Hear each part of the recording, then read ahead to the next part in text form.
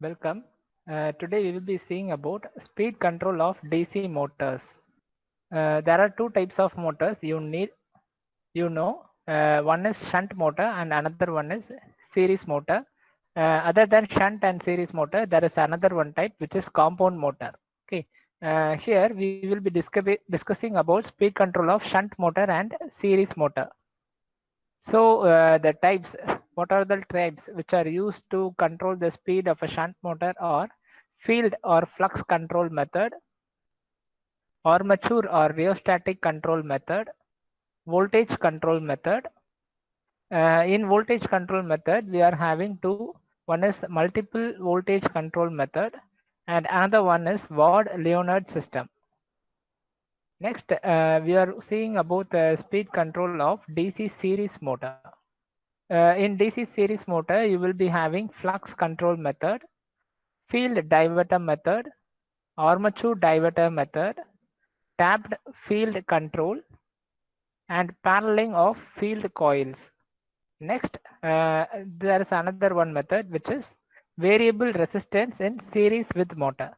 So, in this, we are going to discuss about these topics. Okay.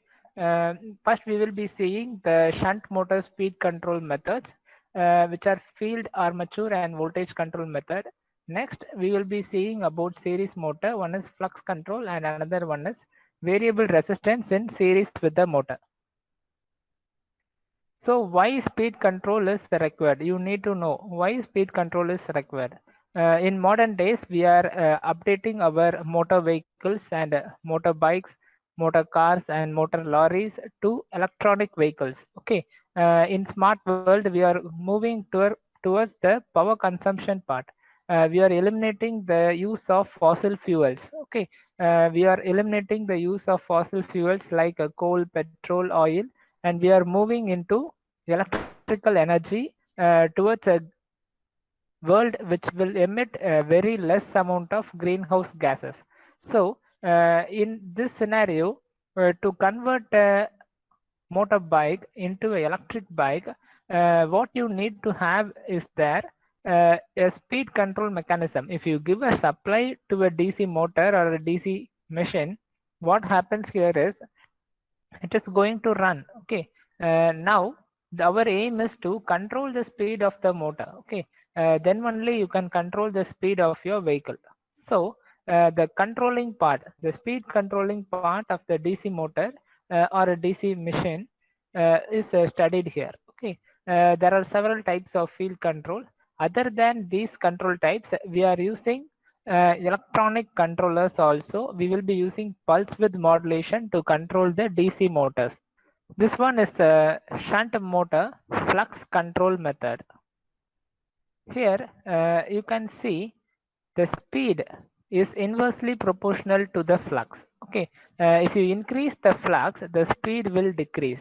Okay. If you decrease the flux, the speed will increase.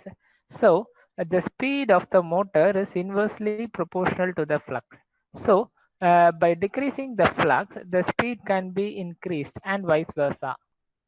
So the flux of a DC motor can be changed by changing the ISH, which helps of shunt field rheostat. So what does this term ISH represent? This ISH is the current which is flowing through the shunt field. Okay, this is the shunt field present here. This field is nothing but the poles of the shunt motor.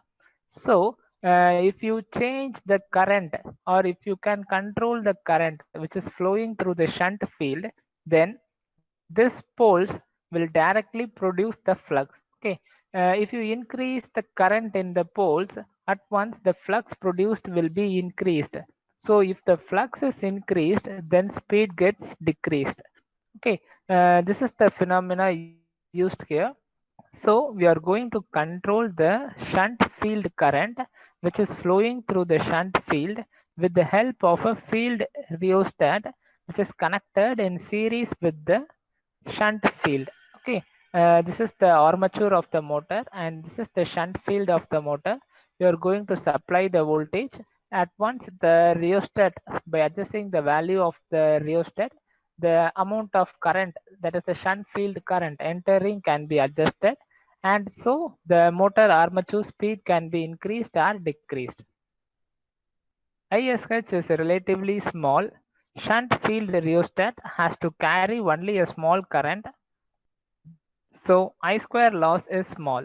So you know that the armature current in a DC shunt motor is very high, whereas in a shunt field, that is the field current in a shunt motor, is very low. So if the shunt field is connected to the resistance, that is the rheostat, here the power drop across the rheostat is very small.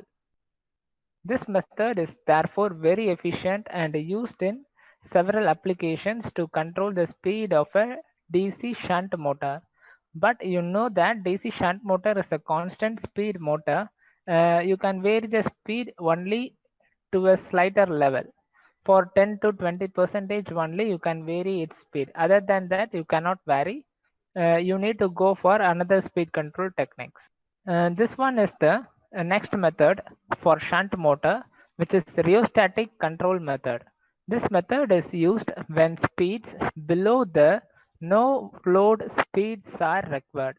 So, what is no load speed?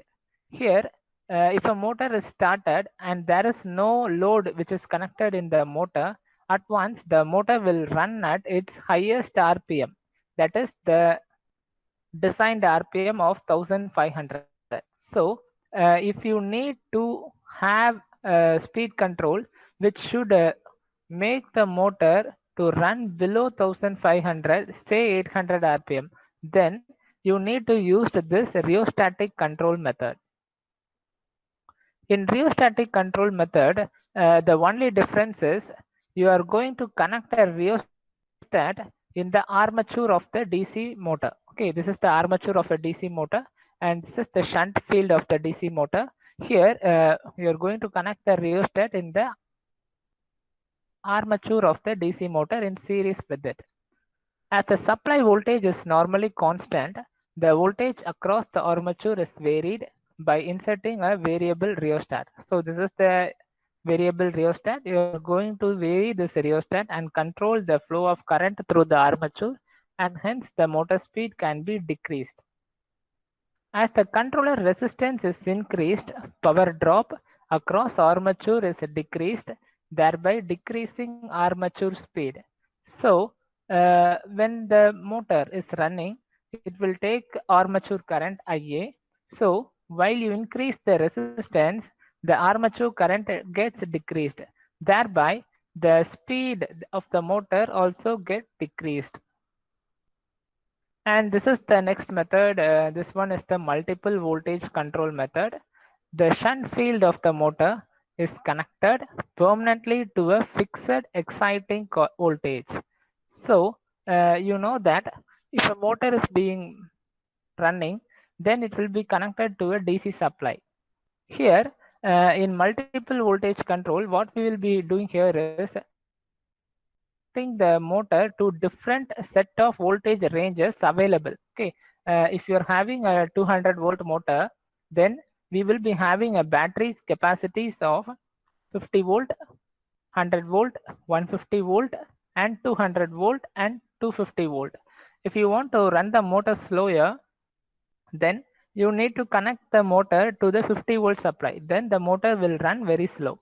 If you want to make the motor to run at a very fast speed, greater than its normal rated RPM, then you need to connect the motor to the 250 volt supply.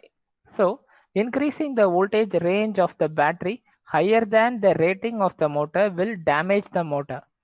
Similarly, if you make the voltage level to be get decreased below a certain value, the motor will not start. So this is the multiple voltage control method. Here the armature is supplied with a different voltages by connecting it across one of the several different voltage by means of a suitable switch gear. So you will be having several voltage sources. If you want to change from 50 volt to 100 volt or 100 volt to 150 volt, there will be a switch gears. Here switch gear represent switches which are on and off with the help of a gear mechanism. Okay, so this gear mechanism will be turning on the motor to a 100-volt supply, and it will turn on the motor to a 150-volt supply, and it will helps the motor to run in different voltage ranges. And this is the multiple voltage control method. The armature speed will be approximately proportional to these voltages. So the speed is directly proportional to voltage. So the voltage across the armature is increased or decreased at once, the speed of the motor will increase as well as decrease. The intermediate speed can be obtained by adjusting the shunt field regulator. So if you need to get a voltage in between the two levels, between 100 volt and 50 volt, you need to get a speed between these two ranges. You need to use the flux control method. You should insert a rheostat in the shunt field resistance, and you need to control the resistance, and thus you can obtain in the intermediate speed levels. This method is not much used, however, because why it is not used is you need several DC batteries or DC sources of different capacities. So it is not possible to have such a capacity voltage batteries and all. So they are not using this method. However, this is also one method. Next, we are going to see the Ward-Leonard system, which is being used in olden days to control the shunt motor method in industrial usages. Ward-Leonard system is used where an unusual wide up to 10:1 and very sensitive speed control is required. As for colliery winders, electric excavators, elevators, and the main drives in steel mills and blooming and paper mills. So, if you need a very precision RPM, okay, if you need to run a drive at 449 RPM, so it should not become 500 RPM or it should not become 4998 RPM. So, in such a cases, we will be using a Ward-Leonard system. So, this system is being used in colliery winders, electric excavators, elevators, and main drives in steel mills and paper mills. Okay, if the speed gets increased, then the paper will get jammed. Okay, if the speed get decreased, then the paper will be cut out. Okay, so the speed should be very sensitive in such systems. Okay, at these times, the Ward-Leonard system is being used. So this is the Ward-Leonard system main diagram. Here we will be having three missions. Okay, I will explain you one by one. Mission M1 is the main motor whose speed control is required.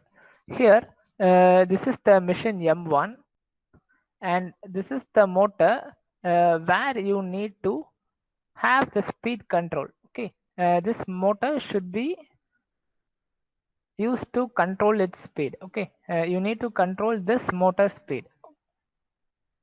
The field of this motor is permanently corrected across a DC supply line. Here, this one is the field. This one is the shunt field of this motor.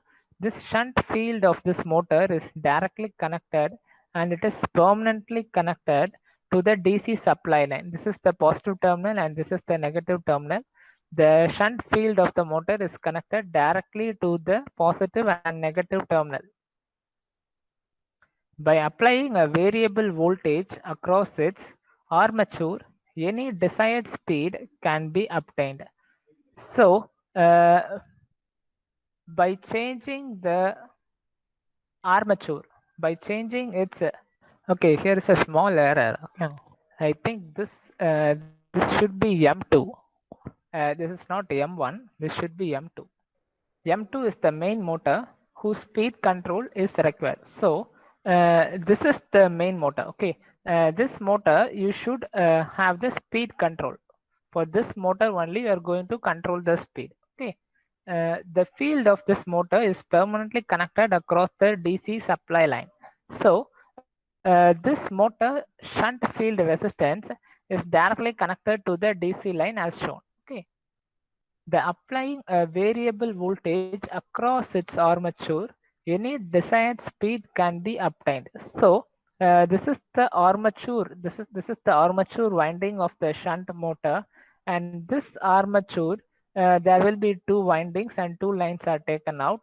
So you are going to apply the desired voltage to the armature so that the machine speed is going to be controlled. The variable voltage is supplied by a motor generator set which consists of either a DC or an AC generator. So this is the M1 motor and this one is the generator. So the motor M1 is directly coupled with the generator G. So this two is being coupled and this motor is driving the shaft of the generator, and the electrical energy is taken as an output from the motor M1. This mechanical energy is fed as an input to the generator, and the generator will generate electrical energy, and this electrical energy is being fed to the armature of the motor M2, for which the speed control is required to be changed. Motor M2 runs at an approximately constant speed. So the motor M1, this is the motor M1, which will runs approximately at a constant speed. So this is a constant speed motor. The output voltage of generator G is directly fed to the main motor M2. So this is the output of the generator G, and this output of the generator is fed to the main motor M2, and this motor we are going to achieve speed control. The voltage of the generator can be varied from 0 up to its maximum value by means of its field regulator. Here is the field regulator of the generator. Here you can see a rheostat is present in the field regulator. If you vary this rheostat, then the shunt field current of the DC generator is varied. So if the shunt field is being varied, at once the armature voltage of the generator gets varied, and so the motor speed, that is the M2 motor speed, get changed, or it can be controlled depending on the field regulator position.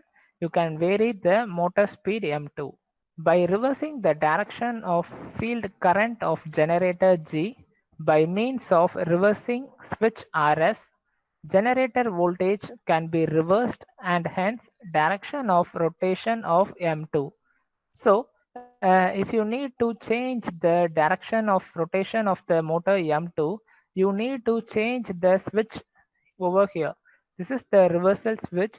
If you change the reversal switch from one position to another, then the motor will turn its position from clockwise to anti-clockwise or anti-clockwise to clockwise.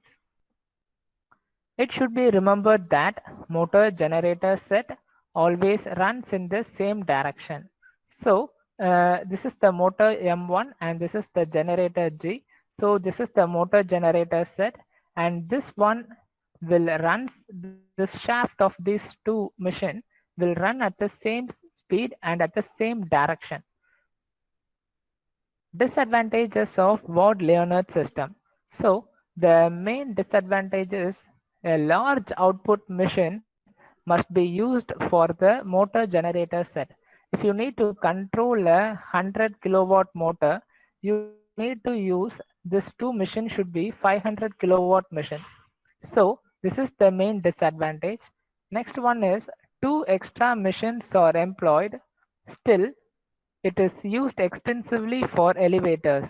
So if you control a one motor, you need to use another two motors and a generator set. Okay, you need to use two more machine to control a single machine. But this method is being extensively used in elevators, hoist controls, and main drive in steel mills, where the rating of the motors is beyond 750 kilowatt to 3750 kilowatts are required. Okay, next we are going to see about the series motor, speed control of series motor. This method is the field diverter method. This is the series motor armature and this is the series field of the DC series machine or a DC series motor. You are going to supply the voltage over here and the motor is going to run, and this is the field diverter method. So the series windings are shunted by a variable resistance known as field diverter. So this one is the field diverter. You are going to shunt the series field with the help of a field diverter. Any desired amount of current can be passed through the diverter by adjusting its resistance. So if you adjust the resistance of the diverter, then the current flowing through the series field can be adjusted. If the current from the load or from the voltage source is coming like this, and if the resistance of the series field is high and the diverter resistance is very low, then the current will take this path and moves through the series diverter and enters the armature.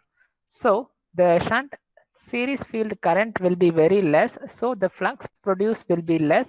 So the series armature winding gets very less amount of flux and the speed get increased. Okay. Hence, the flux can be decreased and consequently speed of the motor can be increased. So, in this method, by increasing or decreasing the diverter resistance, we will be increasing or decreasing the current through the series field, and so the motor speed can be increased or decreased. This is the next method, which is the armature diver method. Here, the diverter across the armature can be used for giving speeds lower than the nominal. Here, this is the series field and this is the armature of the motor. Here, this is the diverter. Here, the supply is being fed and the current is flowing through the DC series field and then through the armature. Depending on the armature resistance, the current get divided here. Some amount of current will flow through the armature diverter and some current through the armature resistance. So, if you need to vary the speed of the DC series motor, you need to increase or decrease the rheostat. At once, the current flowing through the armature become increased or decreased depending on the proportion of the resistance which is being increased or decreased in the armature diverter. For a given constant load torque, if IA is reduced due to armature diverter, the flux must increase. The armature torque TA represent armature torque, which is directly proportional to flux into armature current. This result in an increase in current taken from the supply. So, by increasing the or decreasing the resistance, you will be adjusting the armature current value. So, when the resistance is being decreased, then the armature current gets reduced so that the flux present in the armature get increases. So if the flux gets increases, what happens here is the armature current gets decreases and the flux get increases. At the same time, the torque of the motor gets increases. This causes the increase the flux and fall in speed. So you know that speed of the motor is inversely proportional to the flux. By increasing and decreasing the field diverter, you are changing the armature value, armature current value. This armature current value directly depends on the flux, and if the flux is being increased or decreased, then the speed can be decreased or increased because it is an inversely proportional. The flux increases, then speed decreases, and vice versa. The variation speed can be controlled by varying the diverter resistance. The next method is a series motor for tapped field control. This method is often used in electric traction.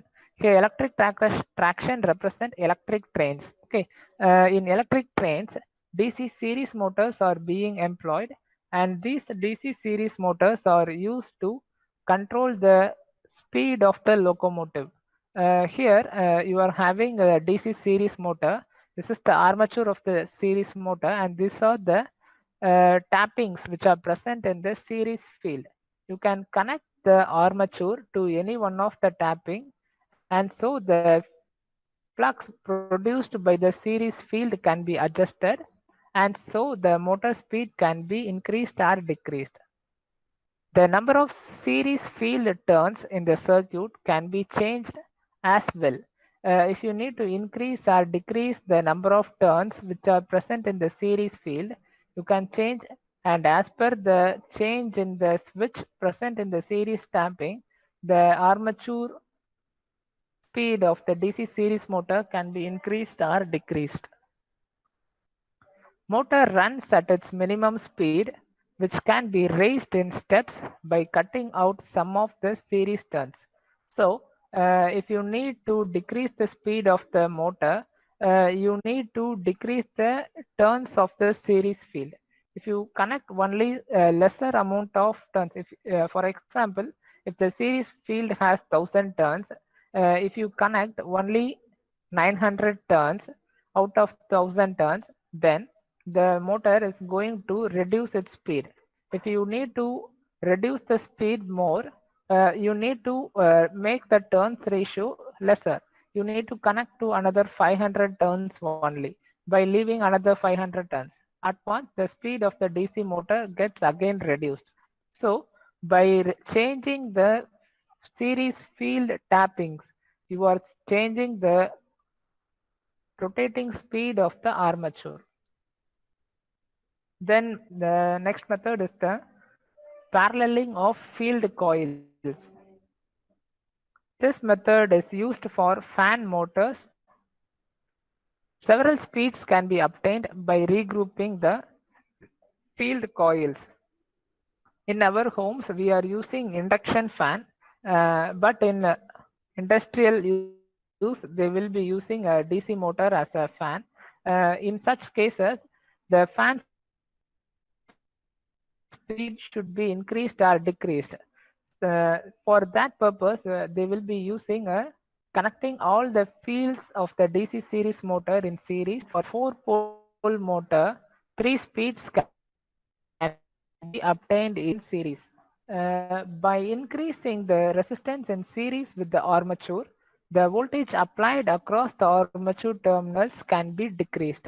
Here, you are going to connect the variable resistance directly to the DC series motor.